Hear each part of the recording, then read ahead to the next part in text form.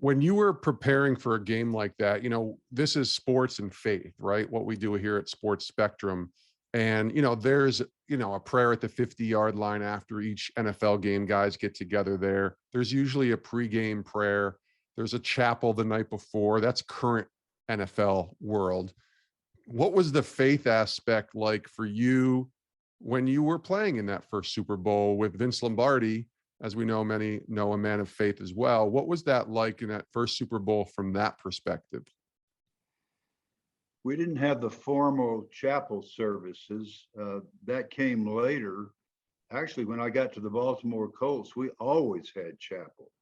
We had Bob Vogel, Don Shinnick, Raymond Berry, all very fervent Christians, and Coach Shula encouraged us to have our chapel programs. Coach Lombardi was a man of faith, and he talked at length about our priorities being your faith, your family, and the Green Bay Packers. We joked that he got confused about the order of the priorities, but never in his presence. That's right. He was a daily celebrant, went to mass every single day. And when I started being critical of him, then I saw an example of real faith in Bart Starr, who instructed me as his little brother. He had already adopted me, and then it stayed that way until his death. He said, "Bill, don't be judgmental. That's not what our faith is about. You're being judgmental of Coach Lombardi because you don't know about his form of faith. You think he's not devout. He goes to church every day.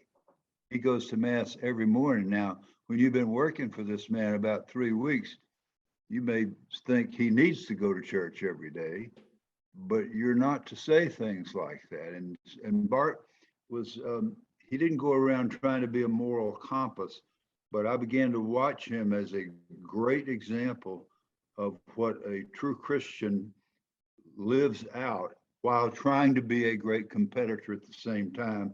And of course, nobody was a greater competitor than Bart Starr. So he set the tone for us. For sure. And it's interesting to hear stories of what those years were like. You mentioned coming to Baltimore. It was the Baltimore Colts, of course, at that time. And you said faith was I wouldn't say a more important element, but chapel was inexistent there. Can you kind of share a little bit about what was the rhythms like for you as a player? Was there team Bible studies during the week? Was there anything like that, couples Bible studies like there is in a lot of, NFL teams today? There were all of those things. Couples Bible studies, wives Bible studies, players Bible studies, and the guys on the team led them, and have continued through the rest of their lives, those that are still living. Don Shinnick is no longer living, but Raymond Berry and Bob Vogel have been active in maybe not a formal ministry, although Bob Vogel has been in a formal sense, has been a minister for a long time. And there are many others that I'm leaving out now that I wish I had time to sit down and really think it through. But those are the guys that set a great example for the rest of us. And I had already met them through Fellowship of Christian Athletes conferences.